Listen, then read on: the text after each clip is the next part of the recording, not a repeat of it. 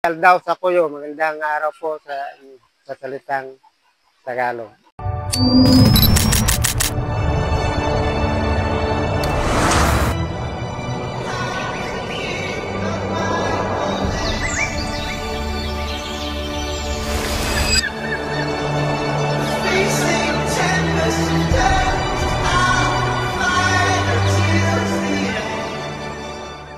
Sa tahimik na dalisdis ng Mindoro, sa ilalim ng makulay na kalangitan, naroroon ang isang pamayanang nagtataglay ng kwento, tradisyon at kultura na siyang matagal nang itinataguyod. Sila ang Iraya, isang katutubong pangkat na sa kabila ng agos na makabagong mundo ay patuloy pa rin silang humahawak sa mga ugat ng kanilang nakaraan.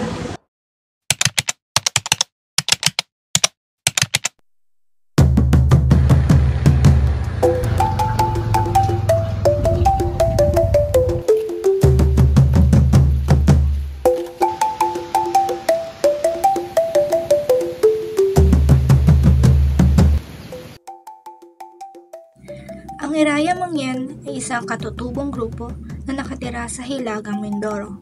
Sila ay kilala sa mayamang kultura, lingwahe at mga tradisyon kabilang na ang pagkahabi o weaving handicrafts. Ako po ay isang katutubong Mangyan Iraya dito sa... Ang pangalan ko po ay Bernito Pampilo. Isa po akong kulay na. O ang ibig sabihin po ng kulay na isa rin pong matanda sa salitang Tagalog po. Ang kulay na po ay sa salitang Iraya. O kung kayo naman po ay dalaga, ibig sabihin kayo po ay danggason. Ang binata po ay kalo sa salitang Iraya. Dito po sa village po, yung mga bahay po dito, ito po ay pre-novide po ng Ayala Foundation. Ito po ay 75 o 75 bahay, kubo. Yung kubo po na pinagawa nila at pinatirahan po sa mga Mangyan. Ang bawat isang kubo po ay mayroon pong dalawa hanggang dalawang pamilya. Pagkababa nyo po, nagtayo na po kayo ng mga bahay dito. Oo, nagbarong-barong muna. Mga bahay na pansamantala lang. Mas maliit pa po dito yung mga barong-barong po. Doon sa Aninuan. Tayo po ay lilibot na po. At dito rin po, sa village po, dito may mga herbal medicine po kami dito. Tulad po ng punong kahoy na yan. Ang tawag po dyan ay puno ng ginunga. Ang ginagamit po dyan, yung kanyang talbos. Pag tayo po ay nahiwa na marami pong dugo, ang talbos po niyan ay pwedeng dikdikin, ilagay po sa sugat para tumigil po yung pagdurugo niya. Para in case of emergency lang po pag malayo sa doktor. Yan po. Yan pong baging na yan, ang tawag po namin dyan ay luknoy. Ang ginagamit din po yan sa paggagawa namin ng material, ng basket. Yan po. Ito pong tubig na ito. Nandito po yung aming Kalipanan Falls na dinarayo po ng mga turista. Subuanwang Falls po ang isa.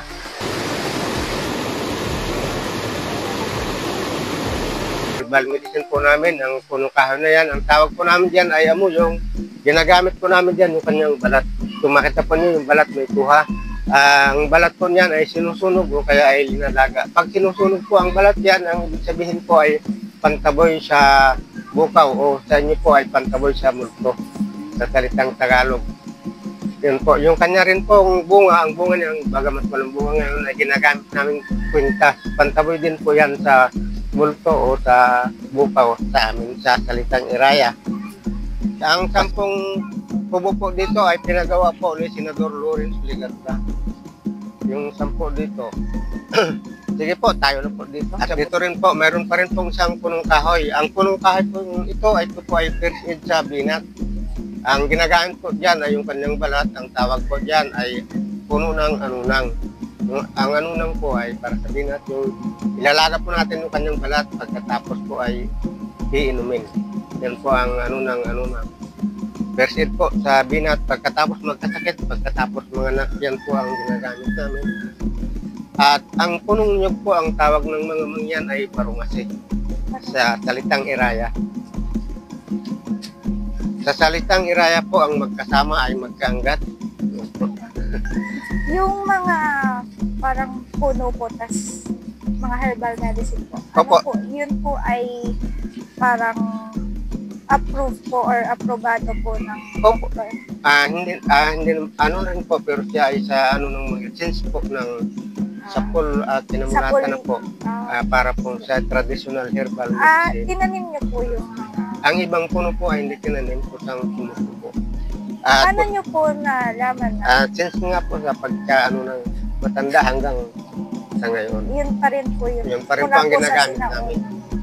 Katulad po ng puno ng langka o itong jackfruit, ano po, ang ginagamit po namin dyan yung kanyang balat. Kung makita nyo, may kuha rin po yung mga balat niya, may bagong kuha. Ang balat po ng puno ng langka ay perhid po o pangunang lunas po yan sa lason. Kung kayo po ay nakainom ng nakalalasong inumin, hindi po agad kayo naman on the spot namatay, persid lang po yan. Pwede pong kumuha ng balat ng langka, pakuluan po, tapos inumin para yung lason po ay malis o matanggal. Kahit po yung pagkain, pag nakain tayo ng nakalalasong pagkain, hindi rin po agad tayo namatay, pwede rin po yung balat ng langka na pinakuluan. At yan po ay persid din po sa stomach trouble, yung basag ang dumi natin, yung balat ng langka.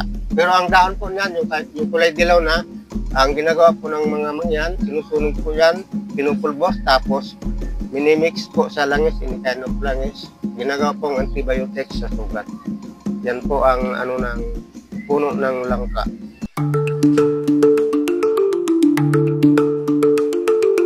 Dito po naman tayo sa disiplina ng mga mangyan po namin. Ito po ay disiplina lang. Ang tawag po namin dito ay pangawan. 3 araw po hanggang 1 linggo ang penalty dito. Kung kayo po ay nakagawa ng kasalanan, yung sa pinakamalaking pagkasala po tulad ng pagpatay, malaking halaga ng pagnanakaw, kayo po ay hindi agad ilalagay dito. May paglilitis po na gagawin sa inyo sa pamamagitan lang po ng apoy na may bakal sa ilalim. Yung apoy po ay mainitin ng gusto, tapos yung bakal po ay painitin din hanggang sa kulay pula na. Kukunin po yan ang naakusahan. Yun po, kung siya po ay tunay na naakusahan, siya po ay sa paglapat lang po ng daliri niya sa baga, makapaso na siya. Pero kung siya po ay walang kasalanan, kahit po yung bagay hawiin niya, kuhanin niya yung bakal na may sa ilalim, hawakan po, hindi po yan makapasok. Dahil yan po ay may ritual. Kasama po sa ritual lahat ng naroon po. Ang tawag po namin doon ay tigi. Ngayon po kung kayo ay napaso at ayaw naman nyo kagad na kayo ay mamatay, may manok po na nakahanda para sa inyo. Paduduguan kayo ng manok para yung paso po na likha ng tigi mawala din po. Sa looban po ng 3 araw, kahit hindi kayo lapatan ng lunas o ng gamot, kusang mawawala yan. Pero kung kayo ay hindi pinaduguan ng manok, yan po ay kamamatay kagad ninyo. Dahil yan po ay may ritual. Lahat po ng naroon kasama sa ritual. Kahit po umawa kayo sa mainit na may mapasok. Pero pag may kasalanan ka, pasok ka. Kahit po yung bakal na malamig na hinawakan po nung walang kasalanan, isipin po nung may kasalanan yung malamig na hawakan niya, pasok pa rin po yan. Parang malalaman po. Kahit po 1 taon, 10 taon na nakalagay ang bakal at yung naakusahan o yung may kasalanan, hinawakan niya, makapasok pa rin siya kung siya ay wala yung panahon ng time na nagtigi. Parang ganito po nalalaman kung may nagawa po siyang masama. Oo, yun po. Yun po ay totoo po yan. Dahil dito po ay nagtigi po dati. Kinover po ng ABS-CBN channel to si Noli de Castro ang nag-aroon. At napatunayan po niya yung kasalanan. Talagang kinuha nung walang kasalanan yung bakal, pinalamig sa kamay, nawakan, bago inamot doon sa may kasalanan. Napasok siya. Kaya siya pinaduguan kagad ng ulo. Bago pa po siya ilagay dito, pero hindi naman po siya pinapatay dito, ipapasa rin siya sa ating gobyerno. Sa 1 linggo po ninyong pagkahalagay dito, sinisigurado po 2 linggo kayong hindi makatayo naman bago pa kayo ipasa sa ating pamahalaan. Kunyari po, may nagkasala po sa inyo, parang hindi nyo po katribo. Opo. Kunyari po yung parang mga taong sa patag po. Sila po ay sa labas po natin Pero po yung nagkasala po, may ginawa pong kasalanan sa dati po, yung may natakbo sila, sila. Dahil yung katulad ninyo, pagka kinover kayo nito, baka takot kayo sa tigi. Dahil ang tigi po, yan ay apoy nga at saka tubig. Ang pangalawa, yung sa mababang klase ng pagkasala tubig na pinakuluan, may bato sa ilalim, yan po ay kukunin din ang naakusahan. Kung siya naman po ay hindi nagkasala at napagbintangan lang, hindi siya guilty, kaya taluin niya yung kumukulong tubig, kuhanin yung bato na may sa ilalim, hindi rin yan mapasok. Pero kung may kasalanan po siya, paglapat pa lang ng daliri niya sa tubig, paso na rin siya. At ang gamot din doon, dugo rin ng manok. Kailangan paduguan siya kagad ng dugo ng manok para hindi rin po siya mamatay. Tama rin po sa ritual.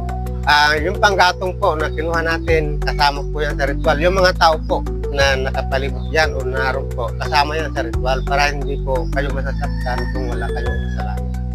Yan po ang ano. Ito po ay sinasagawa niyo po rin ng sinauna po.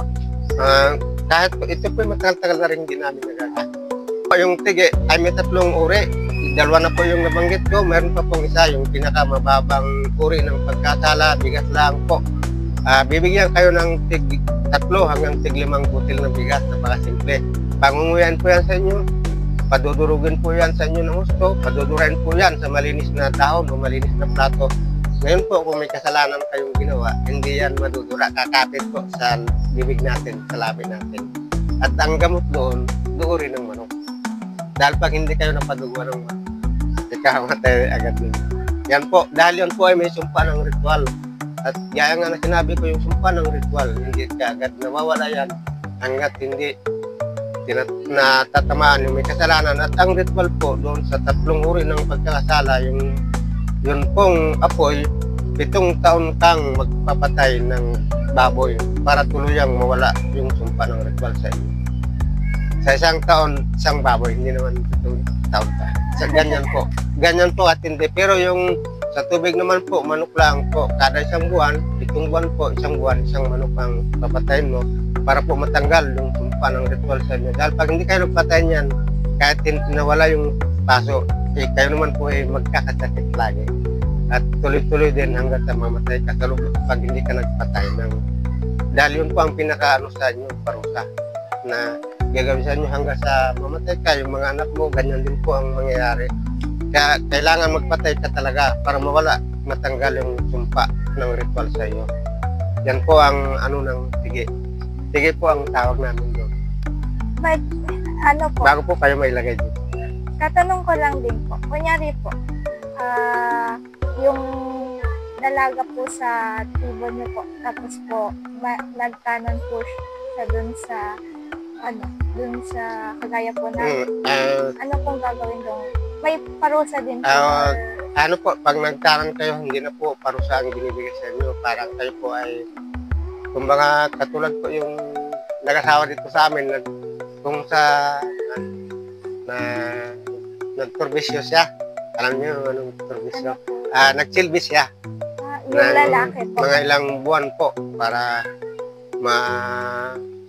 mawala yung galit ng matanda ng magulang sa kanya. Nagtuturbisyo siya. Pero yung iba, hindi na. Kumbaga sa nagbabayad na lang. Ganyan. Pero kalimitan, ano po pag walang pera. Ano po yung binabayad po na? Kalimitan po yung dati sa amin po dati at nagbibigay lang sila ng mga gulok, palakol, at yung sa amin po halimbawa sa ibang tribo pero hindi taga rito, ang ganyan binibigay nila, bigas, ganyan lang po ang binibigay. Parang pinaka dote o pinakabayad sa ama ng magulang, lalo kung tinanan mo. Pero yung kami po ay sa bundok pa, may posibilidad po na pag nagtaran kayo at ayaw sa inyo ng magulang, dito kayo ilalagay po. Parehas po kayo, babae o lalaki. Yung kami po sa bundok pa, pero dito na napatag na. Yung sa bundok pa, automatic po ilalagay kayo dito. Kahit po kayo ay tagalabas, kahit kayo taga saan, ilalagay po kayo dito sa Pangawan. At 1 linggo nga po, kaya nang nasabi ko, 1 linggo kayo ilalagay dito. Umulan umaraw, nandiyan ka. Pag galit po ang kamag-anak ninyo, sa 3 araw po, 1 beses kayong pakainin.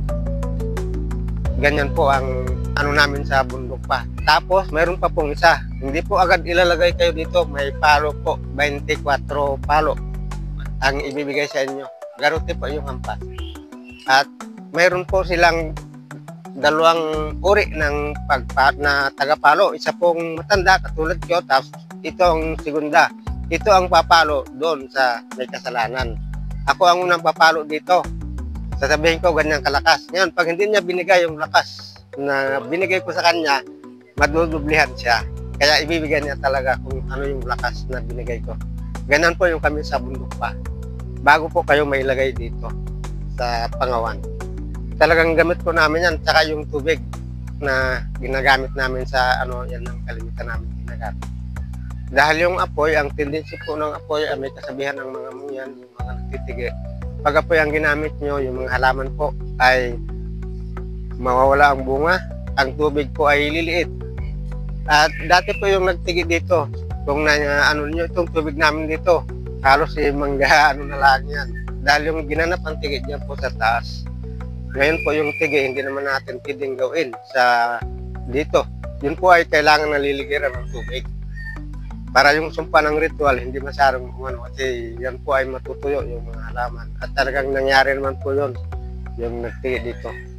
Kaya halos ayaw nang maulit. Kailan po huling nagtigi? 1996 pa. Pero kung kayo ay mapupunta sa Abra, Occidental Mindoro, malimit doon sa kanila yung tigi. Sa Abra po, parehas lang din po yung tribo. Parehas, iba. Sakop sila ng Iraya, pero ang iba sa kanila ay Hanuno.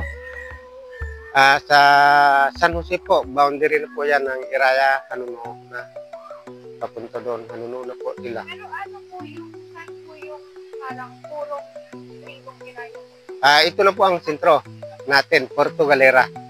Ito po ang sentro at ang Iraya po ang pinakamalaki ang bilang sa buong tribo, sa lahat ng tribo. Sa 7 tribo, Iraya, Hanuno, Sadyawan, Bangon, Alangan, Batangan, Buhid, Kabuhid. Yan po ang mga ng mga Iraya. So yun pong Bangon, yun, sila po yung mahilig mamasyal. Pag sapit po ng buwan na may October na hanggang December, sila po yung mahilig mamasyal. Pumupunta po sa mga bayan-bayan para manghingi. Hanggang sa Maynila din po yan, nakakabot sila para manghingi. Yung kanilang pong pangamayan o yung kanilang punbalayan, ang punbalayan po, siya yung nagmamatanda. Kung makita po natin yung nakabahag. Kami rin yung kami sa bundok, nakabahag din kami. Pero ang ginagamit namin yung balat ng kahoy na dalit. Meron pa po kayo yung parang kasuotan? Meron po ako. Meron po. Pero sa bahay. Meron ako sa bahay. Pwede po makita. Pero pakikita ko sa inyo para makita nyo. Niingatan ko ito baka nga para pag lang ito. Parang ganyan lang po yung paggamit namin. Pero yung sa bundok pa kami, wala kami nito. Sa lang, yung sa baba lang. Sa baba lang ginagamit. Yung sa baba naman, hindi nakatali yan. May tali yan na Yung nakaraang Biyernes lang yung mga eskwela namin dito, nag-perform sila, nagpalabas sila ng nakasuot nga sila noon. Dahil may mga bisita kami dito pumunta, yung mga komisyoner na nagpunta dito sa amin, galing sila ngayon. Ano po yung parang may sayaw po kayo? Oo, yun na nga. Yung, Ano pong tawag? dati ang tawag namin doon sa sayaw namin ay haribo. Haribo, yun ang tawag namin, yung sayaw ng matanda, kaunahang namin. At yun pong haribo ay naano po sa IBCBN ng Arriba. Si Jimmy Santos po ang yan po. Ang haribo po ay sayaw lang. Ang haribo po ay kinabibilangan po ng isang tao na matapang tapos nagalit siya sa guraan. O ang ibig sabihin ng guraan ay yung pong komunidad. So nagwala siya. Yan ay haribo. So yun ang ginawang ng haribo. Sinasayaw po yun ng parehas ka na? Opo, yun po. Haribo po ang tawag doon. Dito naman po yung aming school. Ito po ay ginawa noong 1991. Lahat po dyan ang nagtuturo ay mga Iraya na or mga mangyan. Nagawa ulit kami ng pansamantalang school dito na yari sa Pugon. Yan, nung nag-aaral na ulit mga bata dito, yung nakita naman ni Madam Bia Subil, yung nawalang Bia, At kami nakiusap din sa kanya na kami tulungan uli na magkaroon ng school. Kaya nagkaroon ng school. Dati po, maliit po yung school po Maliit ninyo. lang, yari sa pugon at saka dahon ng niyog ang mga kwan. Sino pong mga nagtuturo po noon bago po maipagawa yung school po? Ay yung dati naming maestra, yung si Madam Rebecca doon. Yan ang maestra doon sa bundok noon eh. Saka si Mr. Patay na ngayon. Sa Balatero. Si Mr. Honesto Atinsya. Yan ang mga unang nagturo sa bundok. Yan. Ngayon, nang kami na pababa, di dumami na ang lumaki na yung aming school na yan. Pinagawa na nga ni Subel. Binigyan na ng donasyon. Binili na yung lugar na yan para sa school. Yan. Ano pong pangalan ng school po, bago po ipagawa yung school po na nandyan, ano pong pangalan ng school po dati? Yung aming school na maliit. Ay, wala pang pangalan. Basta, yung bago linagyan ng pangalan ito ng malaking school. Mangyan, Iraya School. Yun po yung pangalan. Oo, iyan. Oo.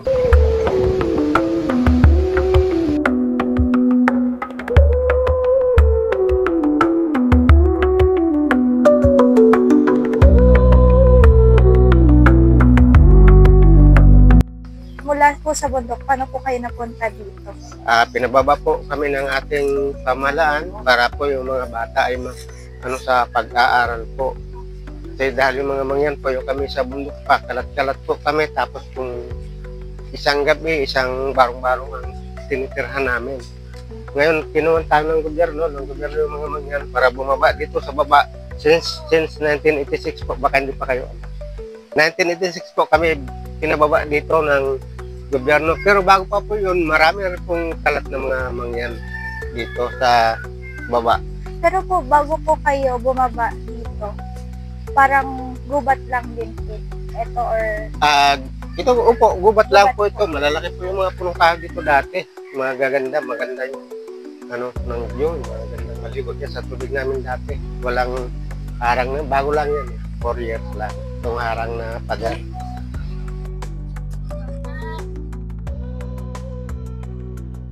Ilang taon na po kayo? Ay, kuha na ako, magna 95 na. Dahil nung panahong gira ng hapon, ako'y malaki na. Yung nagdaang gira ng hapon, ewan kung alaman ninyo yung panahong yun. Ay ako'y malaki na noon. Mga 10 siguro.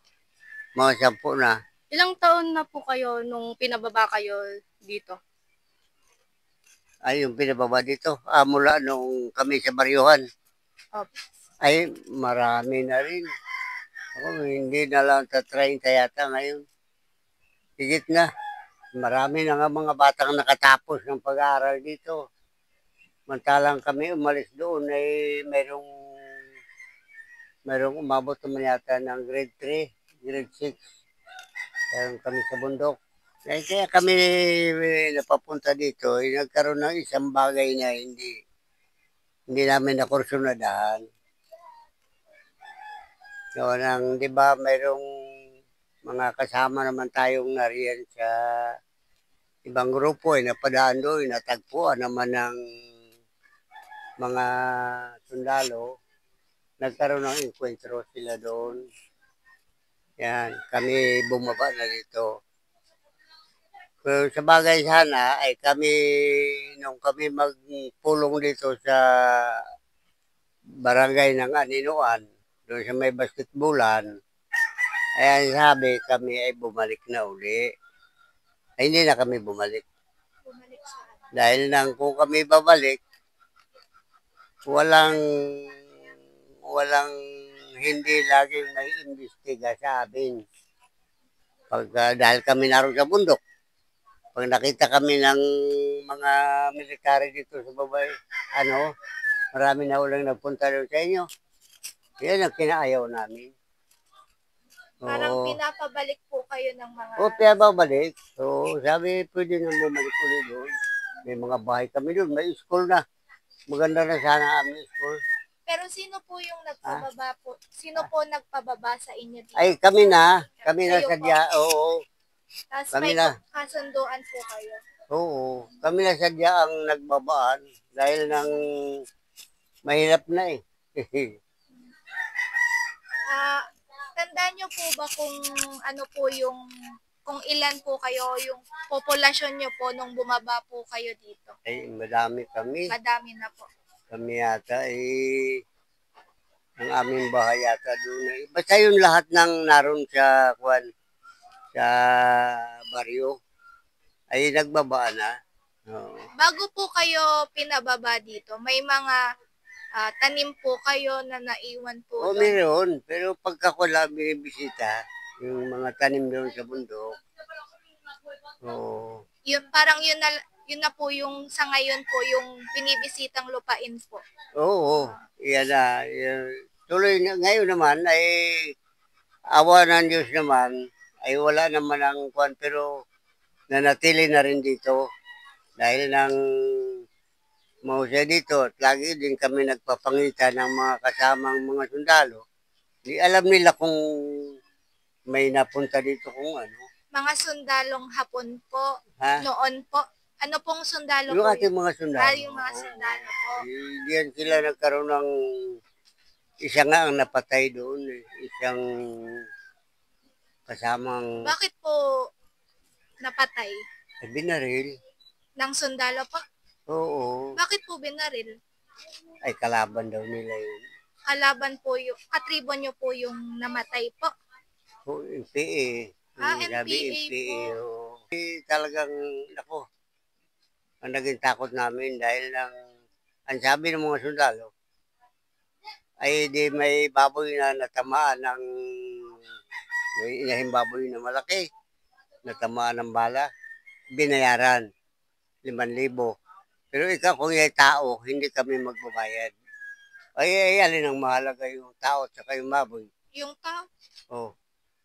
Ah, Yan ang aking pinag-aralan. Kung sakali pala at medyo kami nagkaroon ng kasalanan ngayon, eh wala kami magawa dahil mas mahalaga pa yung hayop kaysa sa buhay namin. Pero nang kami nagpulong doon, kami sana ikay bumalik na uli, ay ayaw na, hindi na. ayaw nyo na pong bumalik. Ayaw na. Oo. Bakit po? Ay kami, yan ang pinag-aralan na kung kami naroon, laging may tanong sa amin. Na parang ang tingin po sa inyo ay kalaban kayo kapag naroon. Oo, laging may tanong na may napunta na naman doon. Kahit na wala, hanggang sa may nasaktan din sa amin. Siyempre sasabihin wala. Kaya hindi naman nila nakikita, hindi kami nag-iabang. Oo. Ay kung narito, hikap nga sila dito, wala silang nakita. Po kayo na unang napadpad? Dito po o doon po sa Aninuan? Ha? Saan po kayo unang napadpad? Sa Aninuan, Aninuan po. doon sa kabila. Sa bundok pa ang mga mangyan, nakatira po kami sa Luyang. Sa salitang Tagalog po ay sa Kuweba.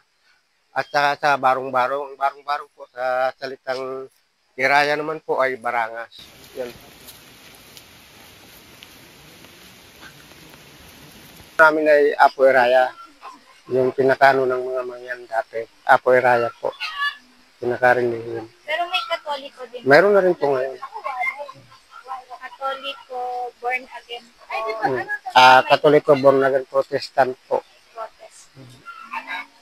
Pero yung pinaka-sinaunang religion nyo, Ay Apo Iraya. Apo Iraya. Apo Iraya po yung pinaunang religion namin. Tapos po, doon po nanggaling yung doon po nakabase yung mga ritual nyo po. Opo, doon po nakabase yung lahat ng ritual na ginagawa namin. Ano po yung iba nyo pa pong tradition? Meron pa po? Meron po, katulad po ng, halimbawa po sa pagpapapoy, may ginagamit po kaming paitos. Ang paitos po ay isang uri ng kawayan para po makalikha ng apoy. At saka ang isa po ay uway o ratan na para makalikha din po ng apoy. Ang ginagamit din po namin na bilang ginagawa naming ilaw sa gabi, may puno ng kahoy na tinatawag kaming pansahingin. Yung kanya pong dagta ay ginagamit namin bilang pang-ilaw, parang kandila siya. Tapos pampadikit ng apoy, yan din po yung dagta ng pansahingin. Yan po ay sa gubat natin makikita, sa gubat namin kinukuha. Pero yung mga kawayan po, mayroong sa gubat. Ang ano lang po yung ratan o yung uwa yun, sa gubat natin kinukuha. Ginagawa namin para makalikha ng apoy. Yung ratan po, puno po yun. Uway po yung ratan. Parang isang uri siya ng baging. Ito siya.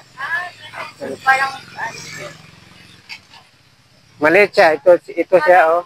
Ito. may proseso pa po kayo. Meron yan. Katulad nung gagamitin mo sa pagpapaapoy ng para makalikha ka ng apoy, meron po yan. Pinapanipis yan.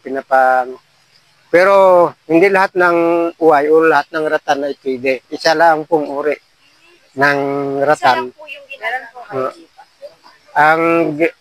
Yan po ang tawag namin doon. Meron po kayo. Ang wala po kaming sample ng buhay noon eh. Dahil yun po ay talagang sa gubat kukuhanin. Sa gubat. Ang uri po nun ay Pero siya ay ganito. Ito yun eh. Ito ang ratan. Ito or yung uway. tatanong ko lang din po. May nakikita po kasi ako may mga suot po na gano'n, may mga bitbit. Para saan po? Ano po kalimitang nilalagay po? Dito po. Ito ganito. Yung para hindi mabasa. Yung ang linalagay po namin pag sa bundok ito ay mga lamang ugat, balinghoy, kamote, ubi. Ang kalimitan po ay gabi, yung San Fernando na tinatawag. Yan ang linalagay sa mga basket na ganito. Ito po yung dala niyo po Ganito. sa bundok po. Sa bundok. Meron pa pong mas malaki dyan na tinatawag namin ay balanan. Malaki siya. Yung arasyang ang tawag sa mga yan. Pero sa inyo ay basket. Arasyang ang tawag namin, malaki siya. Tapos doon namin linalagay lahat. Pati pag kami ay, halimbawa ay lumilipat ng bahay o ang tawag namin ay nangaturos, katurusan na ba ang mag-anak. Ang tawag namin ay nalipat kami ng bahay. Sa Tagalog, nalipat ng bahay. Yun ay katurusan ang tawag sa mga katuros. May dala kaming malaking balanan o basket. Doon nakalagay yung mga bata namin na maliliit. Nakalagay sila. Pagkalipat po kayo, Baba sila. mga ilang taon po yung pwede nyo? 7 years old pa baba naman siya. Pwede.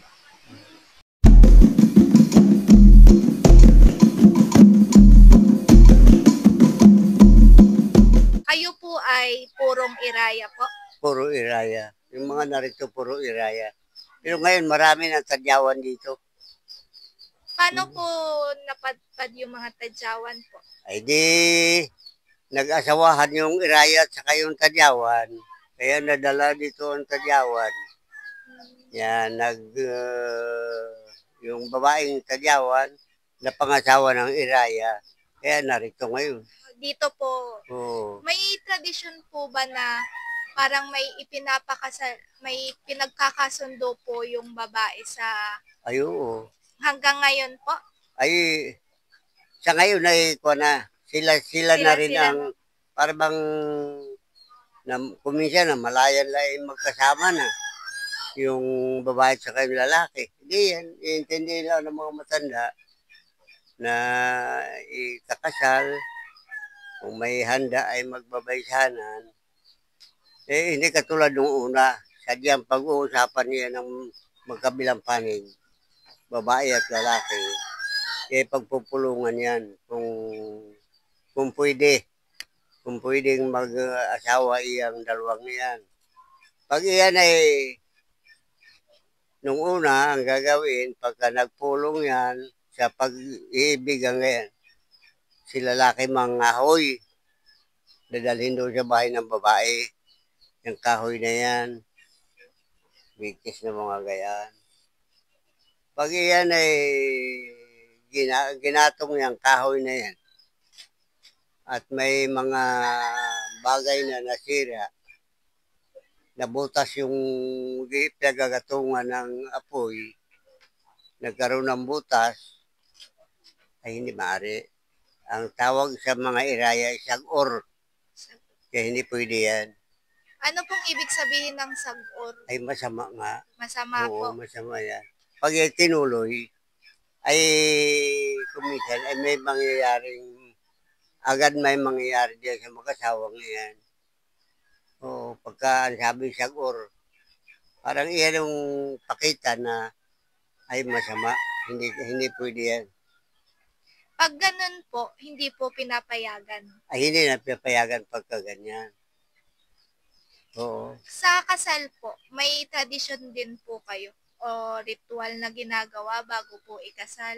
Bago ikasal, Ritual po, may mga ginagawa po kayo. oo, ay nung una nga, ayan. Oo, kaya nga yung may mga dalangin na ginagawa yung mga matatanda. Sa ngayon naman, kasal na, para na rin Tagalog. Na, Sa simbahan po kinakasal. mayroong sa simbahan. Yung iba po na Mayroon namang hindi na. Dito na sa sariling bahay nagkakasal. Pero kung medyo nga nagtanan silang dalawa, hindi na dinaan sa magandang posisyon. Oo. Ay di pag-uusapan lang, kailan tayo magbabaysanan. Yan, kakasalin yan. May dasal doon na ito'y mag-asawa na mula sa mahal na Panginoon. Yan. paano po kapag yung napangasawa po ng isang katribo nyo po ay kagaya po namin na nasa patag po? Ha? Yung paano po kapag yung napangasawa po ng isang katribo nyo po ay kagaya po namin na Oo. nasa patag po? Ano po, pinapayagan po ba yon? Abay, kung nagkakasundo yung dalawa eh. Oo. Pinapayagan po. Pinapayagan din. Kung nagkakasundo. Pero kung hindi, ay hindi pwede. Oo. Paano Ano? po kapag pinagpipilitan po? Ha? Pinagpipilitan po na Na sila'y, ikasal. magsama. Opo. Kung nagpipilit, ay iyan ay pag-aaralan ng mga matatanda. Siguro may ginagawa ding pamamaraan na parang may mga kontra ding ginagawa sila doon. Yung mga unang matatanda. Pero sa ngayon wala na. Yung dito sa amin, hindi na masyado yan. Oo. Basta ang nasusunod umaga yung isang babae ay napaibig na nga sa isang lalaki. Titingnan lang ako, hindi naman magkamag-anak. Ay, okay. Bawal po pag magkamag-anak. Ay, yan, bawal din. Kaya lang, sa ngayon, wala na. Basta pag nagkasundo na silang dalawa, meron ng tuloy na. Ang gagawin, lalayo na yan. Lalayo. May Okay. ganun po bang pangyayari po? Parang natakas po sila. Oo, meron din. Kumbaga, hindi ka sila payagan ng matatanda, ay sila lalayo muna. Ay pag may anak na, ay wala ka nang magawa. Ay pinapayagan na po Pag kapag may pinapayagan pamilya ay na po. may anak na eh. Oo. Bukod sa mga punong panggamot, mga tradisyonal na gawain at mga paniniwala, kilala rin ang Iraya Mangyans pagdating sa paghahabi at sa ginagamit nilang materyales na kung tawagin ay ratan. Isa rin sa mga pinagkakakitaan ng mga Iraya ay ang paghahabi. Sa paggawa ng kanilang mga handicraft, isinasaalang-alang nila ang magagandang tradisyonal na disenyo na kanilang namana mula sa sinaunang henerasyon. Kadalasang ginagamit nila sa paggawa ay ang ratan at nito, isang matigas na halamang baging na parang pako. Gamit lamang ang kanilang mga kamay, hinahati nila ang matitigas na baging na ito. Mula rito, nakakalikha sila ng iba't ibang gamit tulad ng mga basket o balanan, bag, palamuti at iba pang kagamitan sa bahay. Yung basket po, yan po ay natural na kami na po ang nakatuklas. Kumbaga sa sa ibang tribo, meron din silang sariling produkto. Pero yan pong basket diyan, kami na po ang nakatuklas niyan kung paano gawain. Talaga dito po sa Puerto Galera o dito sa Iraya, nagmula yan. Ang ratan po ay ginagamit lang po namin sa kung may bag, yung mga soldier bag. Doon ginagawa po namin siyang tali. Pero ang ginagamit po namin original po ay nito o bugnoy sa salitang mangyan, bugnoy at saka baging. Special na baging po, hindi yung baging makita natin putol-putol agad yan. Special po yun. Yun po ay baging na kinukuha pa namin sa gubat. Para ang ginagawa, kinukuha, pinapatuyo po mga isang buwan bago po magamit yan. At yung nito naman po, mga isang linggo, papatuyuin pa yan bago pa magamit. Ang nito, pag kinuha mo, binibiyak sa 4 na parte sa pamamagitan ng daliri. Sa paggagawa po ng mga basket, kailan po kayo? Araw-araw po ba? Araw-araw po. Araw-araw. Araw-araw po. Mga babae lang po or Lahat po. lahat? Ang edad po ay 7 years old pataas. Marunong na siya. Parang Dahil- tinuturuan lang. Kumbaga, parang nanonood siya, makikita niya kung paano Bukod gawin. po sa paghahabi po ng mga basket, ano pa po yung parang ang hanap buhay nyo? Ang panghanap buhay po namin ay yung sa paggagawa ng basket, yung iba naman po ay sa bundok, pero hindi po kalimitan yung sa bundok. Talagang kahit sila sa bundok, nagawa sila ng basket, tapos yung iba naman ay sa labas. Ano pong ginagawa sa bundok? Naghanap lang sila ng kunwari, ano sila ng kaingin. Nagtatanim, naghanap sila ng yung mga root crops o yung mga lamang ugat, tulad po ng ube. Ang special na namin dito ay nami. Yung nami ay isang uri din ng root crops. Pero yan, sa buong mangyan, kahit sa Occidental, meron yan. Yung nami po ay parang, kung sa Tagalog ay tuge, na kulay bilog siya, binabalatan, tapos ini-slice ng manipis. Yan po ang nami. May lupain po kayo din sa bundok. Meron po silang tinatamnan sa Sa bundok. inyo po yun. Sa bundok. Hindi na po siya ng mga titulado kasi yung mga mangyan, walang kwarta, walang pantitulo. Pero kanila po yun. Po, binibinta po namin. Yung mga naka-display dyan, siya po ay ready for sale. Ready na para ibinta. Meron din pong nag-order.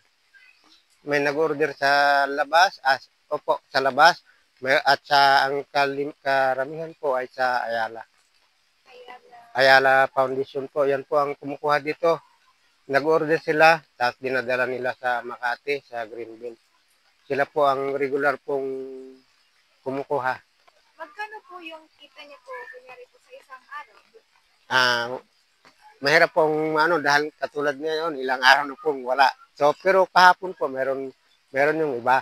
Merong 100, ganyan. Sa isang linggo, merong 500. Ganyan lang dito sa sale. Dito po sa binibinta. Pero yung sa delivery naman po ay isang buwan bago nila bago mabayaran. Kasi dadalhin pa nga doon yun.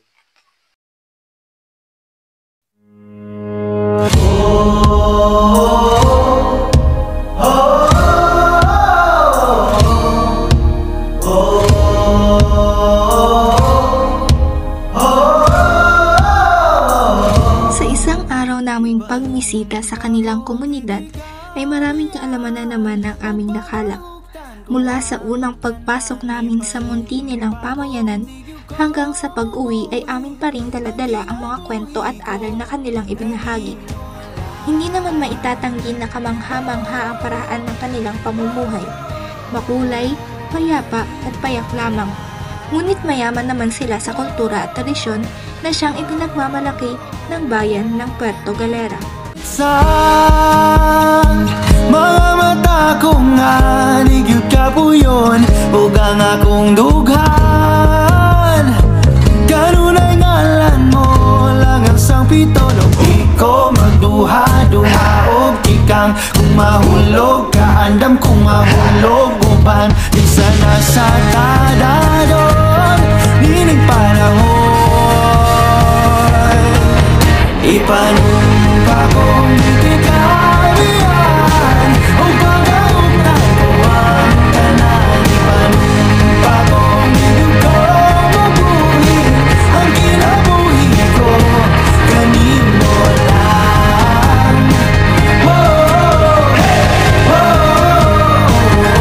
Kanino lang.